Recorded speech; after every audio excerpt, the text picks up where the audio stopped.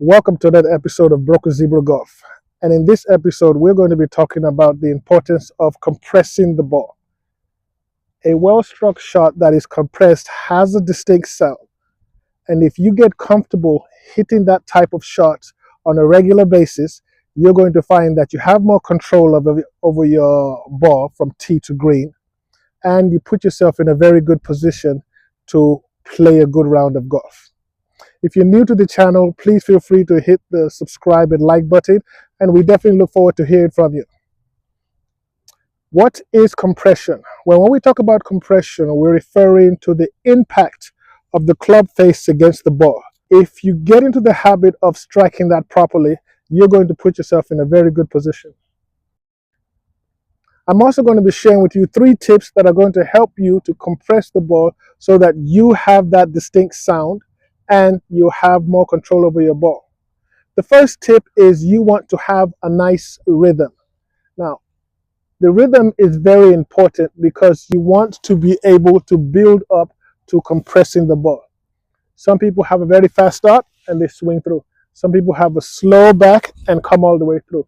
Whatever your rhythm is, make sure you have a consistent rhythm that goes from back to forward and giving yourself a very good opportunity to strike the ball consistently off the face every time. The second tip that I would love to share with you is you have to get into the habit of keeping everything centered and very controlled. What do I mean by that? If you're swinging very fast and your hands and your bodies are all over the place, then you're not going to have a consistent strike.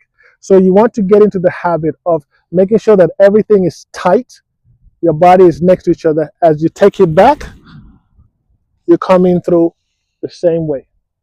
And everything has to be nice and controlled. So keep it tight, keep everything centered, and follow that starting with a nice rhythm.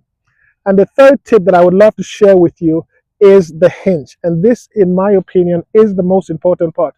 You want to get into the habit of, as you go back and you're coming through, on the downturn, on the downswing, you want to keep this arm hinged almost to the pointers. As you're clearing the hips, the hinge stays in there.